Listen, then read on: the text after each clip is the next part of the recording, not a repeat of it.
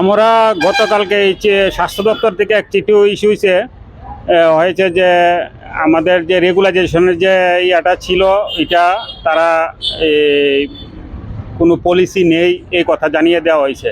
এতে আমরা খুবই মর্মাহত, কিন্তু আমরা আশা করেছিলাম রাজ্য সরকার এই নিয়মিতকরণ প্রক্রিয়া বন্ধ করে রেখেছিলেন এবং বলেছিলেন যে 2018 সনে যে এটা রিভিউ করবে।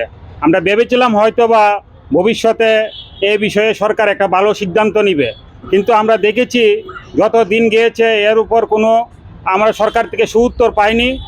ভবিষ্যতে আমরা পরবর্তী সময়ে আমরা বারবার রাজ্য সরকারের কাছে, স্বাস্থ্য দপ্তরের কাছে আমরা ডেপুটেশন দিয়েছি আমাদের রেগুলেশন করার জন্য, সরকার সেই বিষয়ে কোনো সুউত্তর দেয়নি। ফলে আমরা কয়েকটি গ্রুপ আমরা ত্রিপুরা হাইকোর্টে আমরা মামলা করেছিলাম ন্যায় বিচারের জন্য, কিন্তু ত্রিপুরা হাইকোর্টের তরফের থেকেও আমাদেরকে রেগুলেশন কোনো ব্যবস্থা করেনি। না করিল তো সমকাজে সমবেতনের দেওয়ার জন্য একটা তারা রায় দিয়েছে। তো সেই রায়ের কপি আমরা জমা দিয়েছি, কিন্তু এখন অবধি আমরা সুউত্তর পাইনি। পরবর্তী সময়ে আমরা দেখেছি আমাদের যে টিটিএডিসিতে আমাদের মতো যারা অনিয়মিত কর্মচারী ছিল তাদেরকে এই মাসের জুলাই মাসের 1 তারিখে তাদেরকে রেগুলার করা হয়েছে। তো এই নিয়ে আমরা খুবই আশাবাদী ছিলাম যে হয়তোবা রাজ্য সরকারে এই নিয়মিতকরণের ব্যাপারে একটা সিদ্ধান্ত নিবে বা ভালো কিছু একটা আমাদেরকে উপহার দেবে।